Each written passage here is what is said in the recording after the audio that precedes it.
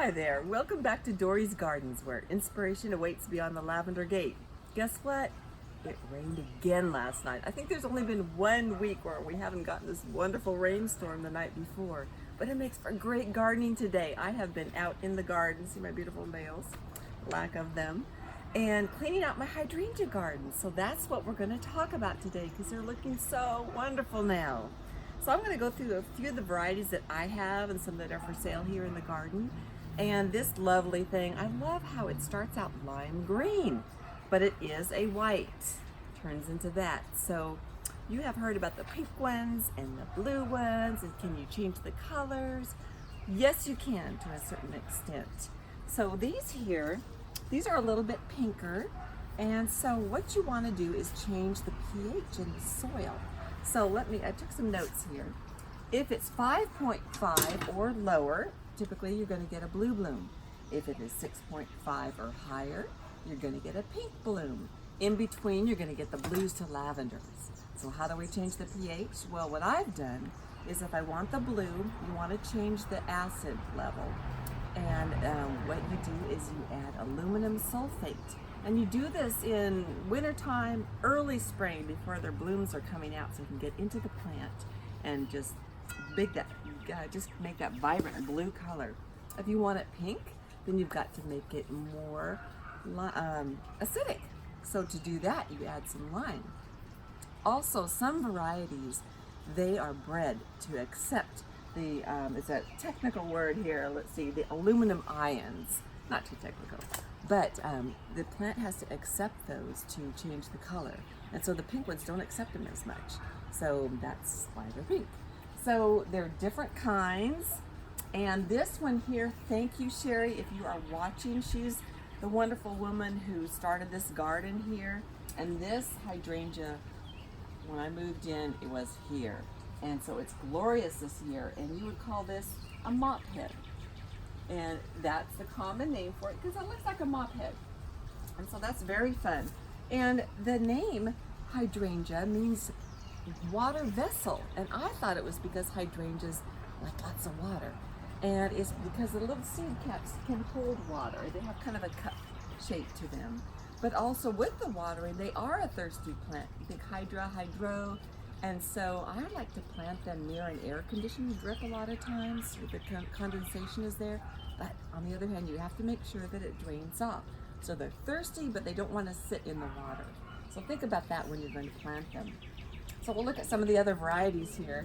And here is, it started out being really variegated. But see the leaf, you can still see a little bit white, but it's kind of losing that. And I was always told that most variegated plants are not natural. They add a virus in it to make it that way. And sometimes if the soil changes or if it's near another plant, it just doesn't come out as striped. So maybe that's what's happening. If you know, give me a call, let me know. Because I loved it when it was white. But it's still beautiful, and it's going to have its pretty little blooms there too. And then here, see, you look at the mop heads are really round. This one here is a lace cap, so delicate. It's like little butterflies flying around this cluster. So that's a pretty look. And it just is a lower, usually a smaller growing plant. And so that just showcases there. Now here, this looks a lot like the mop head, but the bloom, see how much smaller it is. So they've come up with a variety called an endless summer. So it's a repeat bloomer. And so this one has all different colors on it. It's got the blue here and the lavender kind of and more of a pink.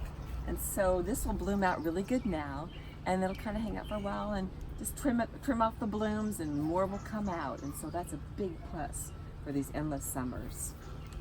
And as I was gardening, I'd hit this and I just wanted to share this beautiful tone with you. I just love that. I always know when a storm's coming up, like every Wednesday night, and I hear my chimes. So think about putting some music in your garden with things like this. That's just a side note. No charge for that one. And here, I'm sorry, I did my plant ID. You know, I told you about last week picture this. And it just came up regular hydrangea. But this is a different, very vigorous, hardy kind, and everybody wants a clipping of this. So I am making some starts. And the leaf is different. and it just, the bloom is different, but it's lovely. It's more of a viburnum type plant. So actually I got this as start from one of my clients' gardens, so there's no tag for point of reference, but I really love it. So this location in my yard here is great because it's on the downhill side, but that it still keeps sloping down. So you get the water from everything coming down here, and then it'll keep draining off. Okay, a couple more tips.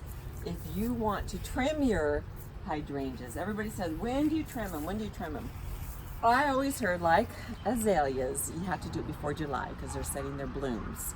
And then I had this one client who like sheared them off in the middle of the winter. I'm like, what are you doing? But they came out great. So Mrs. Brumley, I guess you know more than me. But the thing is, that really is a thing.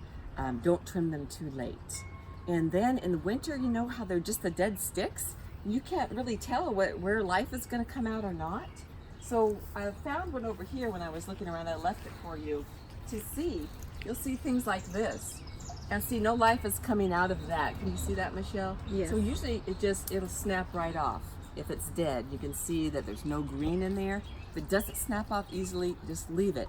And in the springtime, oh, this glorious bud comes out. See if you can see right here how that looked like just a dead stick, and everything's coming out. Now they won't get a bloom on this year because I probably cut it off or something. But I leave these on here, and they almost kind of dry on there through the summer. And a lot of people will pick them and hang them upside down and put them in vases. So they're just a wonderful, wonderful flower. And I love the meaning of them. Let's see, it means happiness or reunion. And they are native from Japan, and so they came all over the world now because people just love them. What else did I find out about them? Oh, if you have them in a pot, tip, never even heard of this, is you put a couple of drops of salt-free edible vinegar in there. It's supposed to make them go better. I don't know the science behind that, but you know, those kind of tips, you don't know where they come from, but there's a reason why they're out there. So I'm going to try that. And let's see, what else do we have going on? Oh yeah, how you start them. Okay, so that is really wonderful. What happened is I have an oak leaf hydrangea. Here's the leaf over here. See, it really does look like an oak leaf, and they like the shade a little bit even more than these hydrangeas do. And they get huge and these big pendulous blooms. It was here, and it went through some kind of struggle, but because I laid a leaf on the ground and put a rock on it, it re-rooted, and now there is life coming up from that branch. So the part that declined has fed into this new healthy part. So that's how you can make a new start. So over here, let's see if we can find a leaf that we can lay down.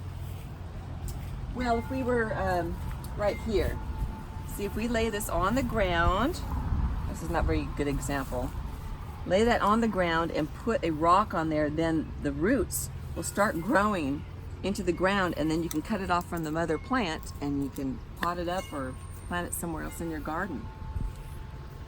So another way is that you can just cut the stalks, especially in early spring or in fall, and put them in water and they'll sprout.